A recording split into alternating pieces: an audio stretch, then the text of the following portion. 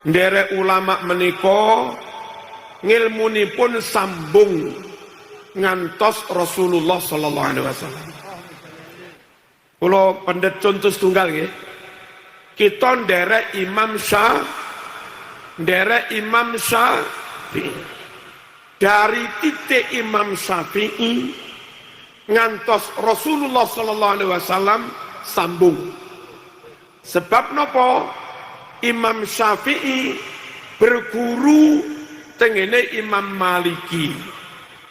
Imam Maliki berguru tengene Imam Nafi' Maula Ibnu Umar. Imam Nafi' berguru kepada Abdullah bin Umar, putrane Umar bin Khattab. Abdullah bin Umar berguru langsung dumateng Rasulullah sallallahu alaihi wasallam. Lah, barokah nderek ulama Imam Syafi'i, dari titik Imam Syafi'i kita sambung ilmu, sambung akidah, sambung amal sampai Kanjeng Nabi. Paham nggih? Niku lho perlune nderek ulama. Siji pancen ulama sing paham Quran hadis. Nomor loro, ulama kados Imam Syafi'i ngilmune sambung ngantos Kanjeng Nabi. Allahumma shalli ala sayyidina Muhammad. Dari Imam Syafi'i ngantos kita, ngantos Habib Syekh, ngantos Kerapia, ngantos Pondok Quran nomor lagi Al-Muayyad, Mbah Umar biyen, Mbah Sirot, menika sambung ngantos Rasulullah sallallahu alaihi wasallam. Contoh, kathah wong mriki niki ingkang alumni. Bismillahirrahmanirrahim. Assalamualaikum warahmatullahi wabarakatuh. Alhamdulillahilladzi arsala rasulahu bil huda wa dinil haq liyudhhirahu 'alad dini kulli wa kafa billahi syahida. Fa inna ahsanal kalami kalamullah wa khairul huda huda Muhammad sallallahu alaihi wasallam wa syarrul umuri muhdatsatuha. Halo, kembali bersama saya Zulkarnain El Maduri. Apa kabar seluruhnya? Ini bincang-bincang berkaitan dengan sanad. Ada yang menyoroti bahwa orang yang tidak bersanad itu ilmunya tidak bisa diterima. Pengertian sanad itu apa sebenarnya ya? Sebagaimana yang dikemukakan oleh Kiai Haji Marzuki Mustamar, mari kita tinjau dari perspektif ilmu hadis. Bagaimana sanad yang sebenarnya? Kita sering melihat sanad, ya, terutama dalam hadis Rasulullah sallallahu alaihi wasallam. Hadis dari Imam Bukhari misalnya, itu kan pakai sanad yang begitu panjang sanadnya ya. Hadis Imam Muslim juga pakai sanad, ada sampai 5 orang, 4 orang kadang-kadang itu dari Rasulullah sampai ke Muslim. Dan berbagai macam sanad tentunya yang kita perhatikan di dalam pengumpulan hadis-hadis Rasulullah. Karena hadis-hadis Rasulullah ini kan ilmu agama yang harus dipertanggungjawabkan kebenarannya. Apakah memang benar-benar dari Rasulullah atau tidak? Untuk membuktikan bahwa sanad yang dipakai itu adalah sanad yang sahih. Artinya tidak sembarang sanad, tidak asal mengatakan kami bersanad. Bayangkan kalau sanadnya ahlul bid'ah itu, berarti amalannya bid'ah. Kan tidak mungkin amalan bid'ah disandarkan kepada Rasulullah. Itu sudah menyalahi sanad itu. Amalan-amalan Rasulullah yang sampai kepada kita kalau menggunakan ilmu sanad, ya, ilmu sanad misalnya kepada kita, harus samalah artinya amalan yang kita amalkan dengan yang Rasulullah amalkan itu sama harusnya, tidak berbeda.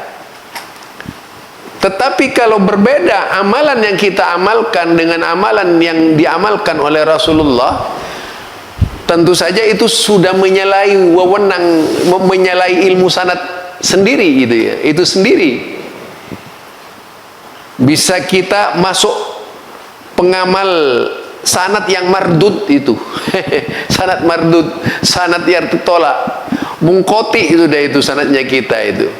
Karena apalagi bisa saja dari Rasulullah sallallahu alaihi wasallam begitu sampai kepada kita, dibuatlah bumbu amalan yang melebihi Rasulullah sallallahu alaihi wasallam. Ini sanad amburadul namanya.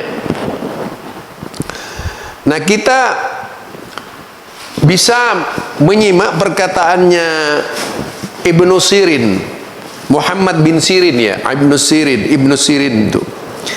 Inna hadzal ilma dinun fanduru amman ta'khuduhu dinukum. Nah itu. Sesungguhnya ilmu agama itu, ilmu itu adalah agama. Maka perhatikan, katanya, perhatikan. Amman ta'khuduna dinakum.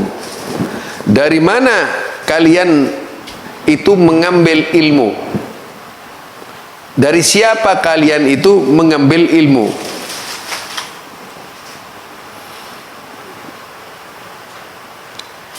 Jadi dari siapa kita mengambil ilmu? Ilmu itu diambil dari siapa itu? Kalian mengambil ilmu itu dari siapa itu?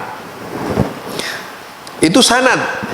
Jadi kalau berbicara sanad ya, memastikan ilmunya itu dari siapa itu. Itu pun didasarkan kepada sanadnya. Kalau sanadnya ahlul bid'ah, sudah pasti tidak akan menyimpang dari amalan bid'ah. Bukan berarti bukan dari Rasulullah. Kalau sanadnya ahlus sunnah, pasti amalannya sunnah. Tidak mungkin mengamalkan amalan bid'ah. Nah, itu dia maksudnya.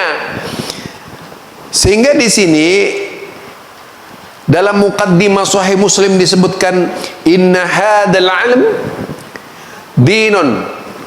Sesungguhnya ilmu agama itu, ilmu itu adalah agama. Fanduru, jadi fanduru, maka perhatikanlah. Amman, dari siapa ta'khuduna dinakum? Dari siapa kalian semuanya mengambil ajaran agama kalian? Ilmu kalian itu diambil dari mana? Diperhatikan syaratnya. Itulah sebabnya di dalam ilmu hadis sanad-sanad itu terbagi-bagi. Ada sanad yang mungkoti, ya ingkito itu. Juga ada sanad yang mardud, ada sanad yang sahih, ada sanad yang hasan, ada sanad-sanadan, bukan sanad beneran, sanad-sanadan, seperti main-mainan gitu.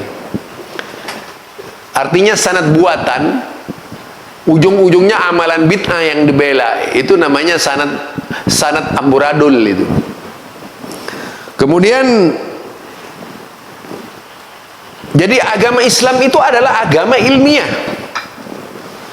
Contohnya dalam dunia akademis, seseorang harus mencantumkan jurnal dan sumber ilmiah dari nukilan. Dari mana kita itu mengambil ilmu itu? Jadi kalau dalam akademis itu kan ada nukilan-nukilan untuk mempertanggungjawabkan karya ilmiahnya. Misalnya ya semacam tesis ya, atau disertase itu. Lah itu kan karya ilmiah, ingin membuktikan bahwa yang disampaikan dalam sidang perguruan tinggi ilmiah itu adalah sesuatu yang sangat ilmiah, dan dapat dipertanggungjawabkan secara akademis. Maksudnya kan seperti itu. Sama dengan hadis. Misalnya tahlilan, kita cari tahlilan, itu sanadnya dari mana? Itu tidak ilmiah, karena tidak nyambung kepada Rasulullah sallallahu alaihi wasallam. Tawassulan sebagaimana yang sekarang ini, itu tidak ilmiah karena tidak nyambung kepada Rasulullah sallallahu alaihi wasallam. Bukan hanya yaitu dari sisi kauliyah, tapi dari sisi fi'liyah. Apakah fi'liyah Rasul seperti yang dilakukan oleh mereka itu? Misalnya ada dzikir. Apakah dzikir Rasulullah sallallahu alaihi wasallam sama persisnya dengan dzikir orang-orang sekarang ini? Itu baru namanya ilmiah. Ya. Kalau tidak didasarkan kepada gaya-gaya ilmiah yang seperti itu, ya nggak bisa. Jadi apabila tidak, nilai ilmiahnya itu tidak akan sempurna, atau bahkan diragukan keberadaannya itu, kebenarannya. Dalam ajaran Islam yang kita ketahui kita diajarkan bersikap ilmiah, yaitu agar tidak semata-mata berpendapat sendiri. Berpendapat sendiri. Ya, itu akhirnya muncullah fikih-fikih mereka yang baru itu. Dalam rangka membenarkan perbuatan bid'ah, itu fikih mereka sendiri. Alur pemikirannya dari mereka sendiri itu. Pengembangan pemikiran. Untuk membuktikan bahwa mereka benar, mencuri berbagai macam dalil. Pembenaran gitu. Walaupun tidak akademisi sama sekali gitu. Dalam ilmu sanad ya seperti itu. Amat disayangkan ya. Kemudian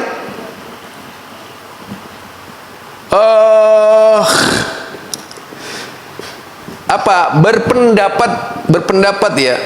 Jadi berpendapat itu bukan berpendapat sesuai dengan kemauan dirinya sendiri tanpa dasar sumber rujukan yang jelas. Bahkan dalam masalah kontemporer sekalipun, ya, dalam masalah kontemporer sekalipun harus ada sumber ilmiah yang dijadikan rujukan. Dalam permasalahan kontemporer sekalipun harus ada rujukan ilmiah yang bisa dijadikan rujukan. Ini untuk mengetahui sebuah ilmu, membuktikan kebenaran ilmu. Itulah sebabnya ada kesinambungan antara ilmu dahulu kala dengan ilmu sekarang gitu. Untuk membuktikan kebenarannya, selain dari yaitu dasar-dasar akademisi dipakai, juga menggunakan pembuktian, misalnya pembuktian ini tahlilan. Ada nggak di zaman Rasulullah tahlilan semacam yang sekarang ini dengan runut amalannya itu yang dimulai dari Al-Fatihah, pembukaannya terus sampai baca doa bersama itu. Lah itu perlu dibuktikan secara ilmiah. Baru namanya itu akademis. Kalau tidak demikian ya tidak akademis gitu. Jadi menyampaikan suatu pendapat tanpa ada rujukan misalnya sebelumnya juga akan mengurangi keilmiahan hal tersebut. Artinya keilmiahannya itu tak bisa diakui sebagai sebuah karya akademis. Ya, kalau kita melihat perkataannya Imam Ahmad bin Hanbal misalnya, iyyaka an tatakallama fi mas'alati laisa laka fiha imam. Nah, itu. Berhati-hatilah katanya itu. Berkata dalam suatu permasalahan yang engkau tidak memiliki pendahulunya. Awalnya gitu, tidak memiliki asal bicara. Ini kalau dalam masalah agama kan harus ada pendahulunya, ada sabik, ada yang terdahulu, ucapan yang amalan atau dalil-dalil terdahulu yang bisa membuktikan bahwa yang diamalkan itu benar. Dalil itu baik pendukung amalannya tersebut atau amalannya itu sendiri, apakah dari terdahulu atau datang di zaman sekarang. Ini berkaitan dengan agama ya, berkaitan dengan ibadah terutama ya. Tak sembarangan lah di dalam beragama ya. Itu dalam Syiaru A'lamun Nubala ya. Kemudian kita bisa melihat juga perkataannya Abdullah bin Mubarak, innal isnada minad din. Jadi innal isnada minad din, sesungguhnya sanad itu dari bagian agama. Sanad itu dari sebagian agama, sanad itu. Nah, benar. Jadi kalau sekarang kita telusuri orang berbicara sanad, oh Anda tidak bersanad, Wahabi tidak bersanad, tahlilan itu sanadnya dari mana gitu. Buktikan saja, jangan omong kosong gitu. Lah kalau Wahabi tidak bersanad, ilmu-ilmunya itu mempertahankan hadis Nabi, Quran dan sebagainya sebagai sunnah, tidak bersanad, apakah ahlul bid'ah bersanad? Siapakah yang bersanad dari ahlul bid'ah? Saya ingin tahu kayak apa sih sanadnya ahlul bid'ah itu, pembenarannya seperti apa gitu. Kan begitu kalau mau berbicara sanad. Jadi walaulal isnad laqala man syaa ma syaa. Itu dikatakan. Jadi sanad itu bagian dari agama. Sanad itu bagian dari agama. Minad din, bagian dari agama.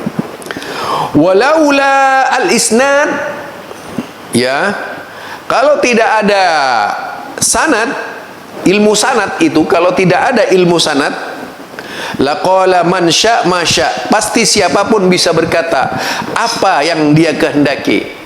Jadi sesuka-suka lah dia itu, suka-suka. Oh ini agama berdasarkan akal, ini logika saya. Kalau memang tidak boleh tahlilan begini. Itu namanya ilmu apa ya? Ya ilmu pokok ilmu-ilmuwan lah itu. Bukan ilmu beneran. Ajian mumpung, gali kacok, cocok gitu. Nah, ilmu gali kacok itu. Jadi kalau ilmu-ilmu seperti itu bukan ilmu sanad namanya. Menarik-narik ke sanad. Sanad itu ya seperti hadis. Kalau misalnya di dalam hadis ada berbuat bid'ah saja, seorang orang yang musnid yang dijadikan sanad tadi itu, dia itu berbuat bid'ah, itu dikeluarkan dari kategori sanad sahih. Apalagi pelaku bid'ah, bisakah disebut sanad? Dari mana jalannya itu gitu? Ya kalau misalnya pelaku bid'ah bikin sanad sesama bid'ahnya nggak apa-apa, silahkanlah gitu. Kemudian al-isnadu silahul mu'min. Jadi sanad itu adalah senjatanya orang-orang mukmin. Jadi sanad itu senjatanya orang-orang mukmin. Fa idza lam yakun ma'ahu silah fa bi ayyi syai'in yuqatil. Nah, apabila tidak ada senjata tersebut, lalu dengan apa mereka berperang? Oke, jadi kalau kita lihat di dalam ilmu hadis itu kan macam-macam, dari sanad-sanad tuh ada rawi-rawinya itu siapa gitu. Salah satu orang yang terlibat sanad tuh bagaimana keadaannya orangnya, kan diperiksa itu ya. Apakah benar si sanad ini ketemu si B, si A, si C, sehingga terjadi klasifikasi dalam dunia sanad itu. Tak langsung begitu, ini bersanad, enggak, itu bohong itu. Kalau begitu, ini bersanad, enggak, masih diperiksa kedudukannya. Orang-orang yang bersanad itu bisa diterima atau enggak itu. Ini jangan asal ngaku-ngaku sanad lah, ya. Jadi masih sangat banyak contoh bahwa Islam itu adalah agama yang ilmiah, yang menjunjung tinggi ilmu. Sikap keilmiahan ini hanya bisa didapat dengan menuntut, yaitu dengan menuntut ilmu. Agama Islam mendorong kita untuk selalu berilmu, mencari ilmu, menuntut ilmu, mengembangkan ilmu. bukan hanya berhenti di sono gitu. Kalau berhenti di sono ya ilmunya sampai di situ, ilmu sanad yang kurang luas itu, kurang luas. Mempelajari hal-hal yang bermanfaat baik dunia maupun akhirat. Allah mengangkat derajat orang-orang yang berilmu sesuai dengan firman Allah, yarfa'illahu alladhina amanu minkum walladhina utul ilma darajat. Lah itu Allah itu akan meninggikan orang-orang yang beriman di antaramu dan orang-orang yang berilmu pengetahuan beberapa derajat. Orang-orang yang berilmu itu akan diangkat oleh Allah kedudukannya. Lain dengan orang yang tak berilmu, tak akan naik-naik pangkat itu. Ya, itulah. Iya, keadaannya orang begitu. Dalam firman Allah dikatakan, hal yastawil ladzina ya'lamuna wal ladzina la ya'lamuna innama yatadzakkaru ulul albab. Apakah sama antara orang yang berilmu dengan orang yang tidak berilmu? Ya, sesungguhnya hanya orang yang berakallah yang bisa mengambil pelajaran. Jadi apakah sama antara orang yang berilmu? Orang yang berilmu itu artinya benar-benar dia mengetahui kedudukan Islam, bukan ranjau-ranjau yang diinjeksikan oleh guru-gurunya supaya patuh, taat dan sebagainya sehingga tidak bisa berkembang lagi gitu. Jadi orang yang tujuannya memang benar-benar membela agama Islam, itu ya barangkali ya. Barangkali itu saja dari saya tentang sanad. Jadi yang dimaksud sanad bukanlah harus orang yang punya hubungan mulai dari sekarang sampai kepada Rasulullah sallallahu alaihi wasallam, udah nggak ada itu. Apalagi sekarang ini banyak ahlul bid'ah, mana mungkin dia bersanad gitu. Jadi nggak bisalah bid'ah itu dibuktikan dengan sanad kecuali sesama bid'ahnya itu. Mereka akan buat sanad-sanad, tangga-tangga sanad itu sampai kepada Abu Bakar, kepada Umar, pada Utsman, Ali dan sebagainya. Ujung-ujungnya amalannya bid'ah, amalannya itu yang dibela supaya diakui oleh semua orang. Ini saja barangkali, mudah-mudahan kita tidak termasuk kepada orang-orang yang suka mengada-ngada lah dalam sanad, ilmu sanad dan sebagainya. Tapi kita adalah orang yang berpegang teguh kepada sunnah Rasulullah sallallahu alaihi wasallam, berpegang teguh kepada Quran, kepada sunnah, berpegang teguh kepada asar-asar sahabat dengan cara-cara yang benar, cara-cara yang soheh, cara-cara yang diterima oleh akal sehat, cara-cara yang dikembangkan oleh ulama-ulama dahulu kala dari kalangan imam-imam mujtahidin. Itu yang kita tempuh. Subhanakallahumma wa bihamdika asyhadu an la ilaha illa anta astaghfiruka wa atubu ilaik. Assalamualaikum warahmatullahi wabarakatuh.